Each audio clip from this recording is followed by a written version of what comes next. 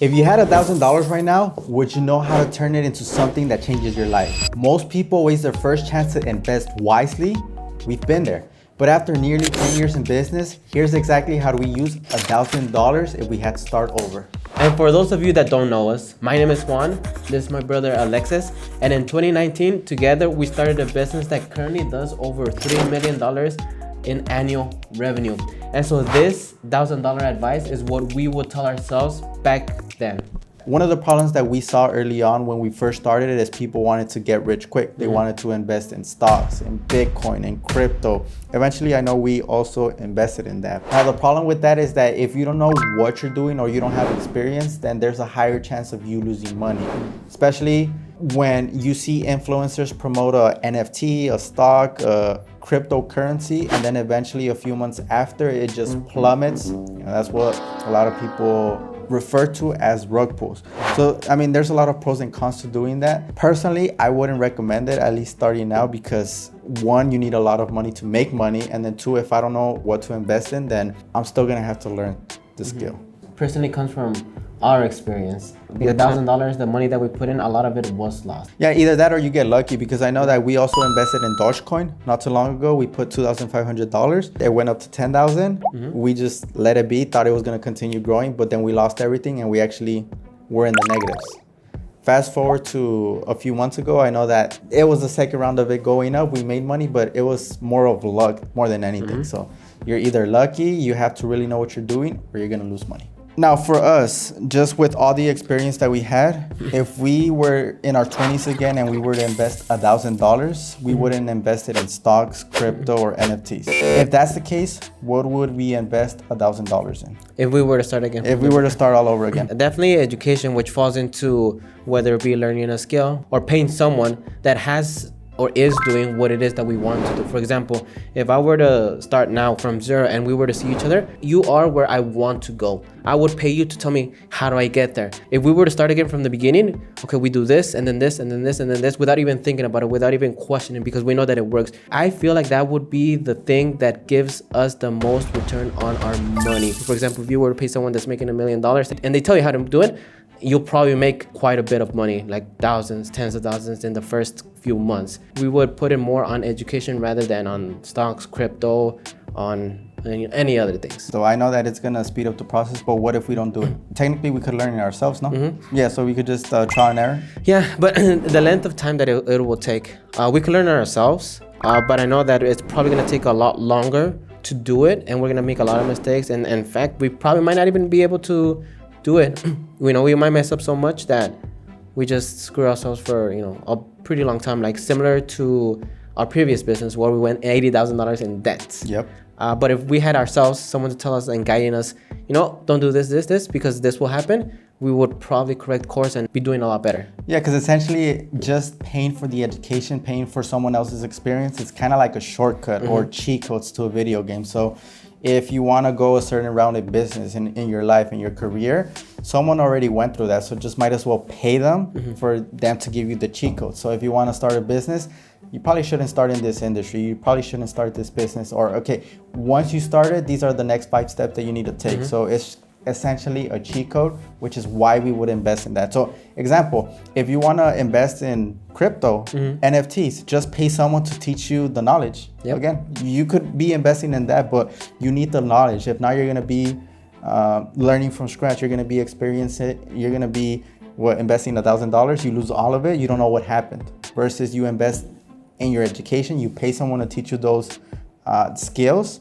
And then, yes, you pay $1,000, but you invest another $1,000, and maybe you make $1,500. Maybe you make $2,000. So it's a shortcut. From our experience, I know I'm just gonna touch up on it a little bit more into detail. But our first business, just to give more context, we started an e-commerce business in 2016, selling liquidated clothing. So we would buy clothing from department stores, so like the Macy's, the Bloomingdale's. We would buy their liquidated inventory because they went out of stock or it went out of season, and we would resell it. So we grew that business all the way up to 170,000. That was our highest, but then we lost everything. What we didn't lose were our skills. What we didn't lose is the ability to know exactly where we need to offer our products, especially for e-commerce, how to navigate Amazon, how to buy our shipping labels, the rates that the shipping labels should be. So we acquired those skills. Yes, we lost everything, but at the end of the day, you could lose everything too. You could lose your job, you could lose your business, you could lose your NFTs, your crypto or whatever, but you're always gonna have your skills. So if you start building up your skills, you start building up your education, you're gonna have a base level. And so that's the second thing too, is now you're gonna go into your base income. So as soon as you learn how to make a certain amount of money, you're always gonna be able to make it again. In a year, our top line revenue was what, $170,000, and that all went, to crap. But then starting another e-commerce business, we saw the results almost immediately. Like you said, we didn't need to go through the learning curves of the platforms, of where to sell, how to sell, the legalities of it. We already had everything that down, so we just went straight to work. We did the things that started to generate sales, and then in the first month, what was it, a couple $100, because it does take a little bit of time. But then the next month, it was 2,000, then 6,000, 8,000, 12,000, 20,000, 26,000. So in 6 months, we did 100,000 in our first year, in 6 months. Yeah, because we already had those skills, as opposed to taking 6 months to learn the intricacies of Amazon, of eBay, of our website, Shopify. You definitely, that's something that you don't know, it's the skills. So again, if we wanted to start a business from scratch, we already passed that $1 million in sales. So we would be able to, I'm not saying that we're gonna just take off and run, but there's a higher chance that we're gonna make it in the first year, in the first year and a half, at most 2 years. All right, so now we're just gonna talk about, okay, how do I go about investing that $1,000? What about college? Do you think that's an alternative? That's a choice? No, definitely. College, I think a lot of people nowadays go for the experience, for the, the partying, for the, building the fraternities, the networking. And the networking is a big one. That is something that we also overlook. But you get to meet a lot of people from different backgrounds that don't know different things that you could connect with. It's an option. Definitely, I would see what it is that I want to do at college in terms of, like, let's say, degree. So then you're also there not wasting your time. It isn't a bad option depending on the career.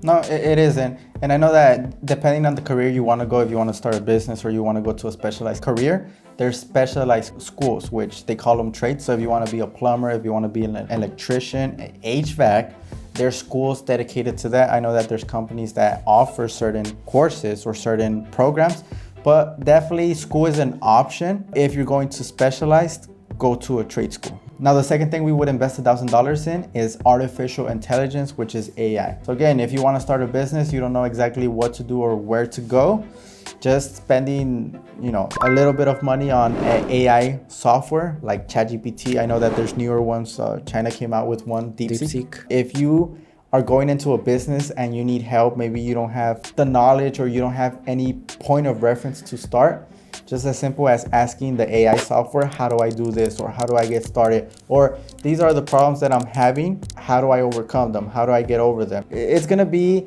a plan. It might be a little bit generic, but definitely AI is gonna speed up the process. And I know we use that AI for business too, no? With our business that we currently have, for image editing, we use it a lot. And so there's certain processes that took us 8 hours. So instead of it taking 8 hours, now it takes 2 hours. So that cut it by a fourth. We've cut down a lot of time in. And so just through the use of AI, it cuts a lot of man hours. For a $3 million company that does in revenue, we barely have a customer service. And I know we have like thousands, like $5,000, $6,000, $7,000 of units sold a month. But for all of that, we only have one customer service, because I know that the customer service AI is able to answer a lot of the questions and very quickly and very efficiently and very, very well. It's cut down a lot of time, and it's allowed us to keep our team relatively small, because I know that we're still a small company, and I know we're going to use the resources and funds to expand it when it's, when we get to it.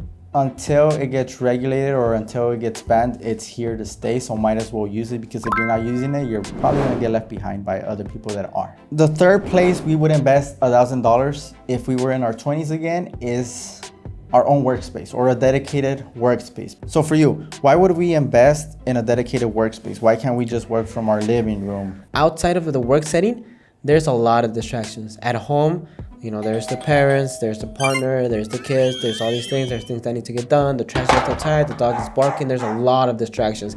And so by you putting yourself in that type of work environment where you go there and you go to work, it puts you in that mindset of, you know, I need to get this thing done. Because I've tried personally working from home and it's not very efficient. There's always things that I need to do. There's always issues, there's always problems, there's always just distractions, and it is very hard for me to focus. So by renting a workspace, whatever it is, it allows me to focus and be productive. So that $1,000 that I'm spending a month, it's gonna be nothing compared to the output that I'm gonna have getting working from that workspace than opposed to working from home or any other place. Yeah, and that's essentially how we started our first business too.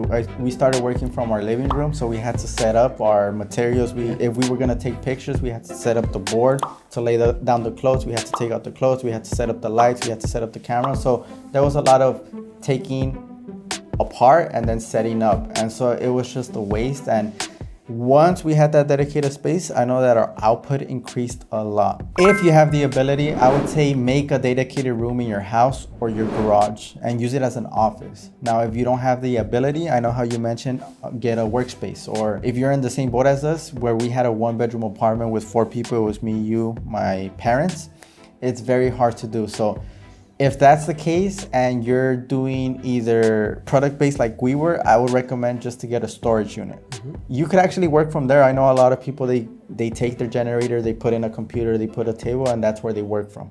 So that's an option. If you're on the computer, it's more of a service-based business, or it's very just thinking, just go to Starbucks. Yep. Put on your headphones, work there.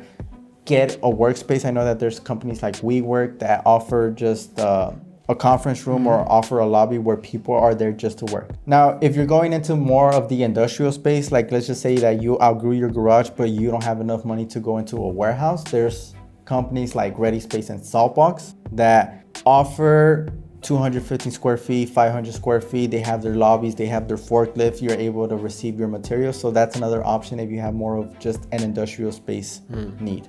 Now, this is gonna be a bonus item we would invest in if we were in our 20s again, which technically we already did.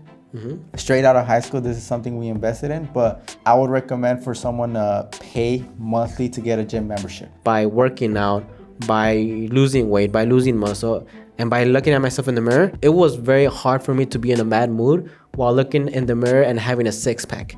It was extremely hard. So that positive, let's say, mentality, the mindset and all that, and also the fact that I was able to focus more, like there's so many health benefits to that, increased my ability to work more, to work longer periods of time, to be able to focus, to be just healthier, to have no issues. I have absolutely no issues at all when it comes to health. So that is never a distraction. I do not have to go to the doctor. I don't have to worry about my back pain. I don't have to worry about any type of anything. And I could just focus on the things that I want to work, family, and that's pretty much it. And that's one of the things that money can't buy, a good body. Yep. So you're gonna have a lot of respect on that end, and it's just gonna make everything a lot easier. Yep. And so with that, these have been the areas we would invest $1,000 if we started all over again.